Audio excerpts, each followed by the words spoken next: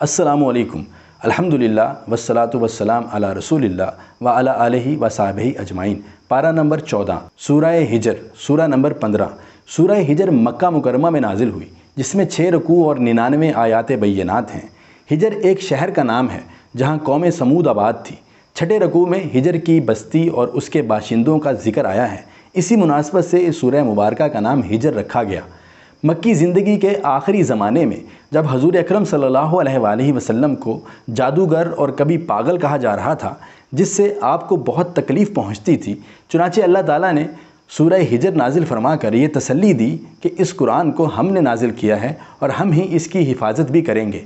اس کے ساتھ ساتھ منکرین کو اللہ تعالیٰ نے اپنی نعمتوں کی یاد دہانی بھی کروائی ہے، انسان کی ابتدائی تخلیق کا ذکر بھی کیا ہے اور پھر اپنی 2 عظیم شانوں کا ذکر بھی کیا ہے کہ میں غفور الرحیم بھی ہوں اور سخت عذاب دینے والا بھی۔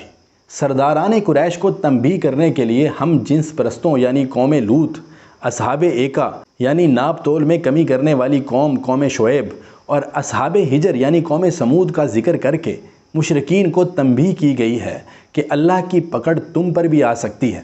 آخر میں حضور اکرم صلی اللہ علیہ وآلہ وسلم کو تسلی دی کہ آپ غم نہ کریں اور تبلیغ کا کام انفرادی سطح سے بڑھا کر اعلانیہ کریں، ہم منکرین سے خود نمٹ لیں گے۔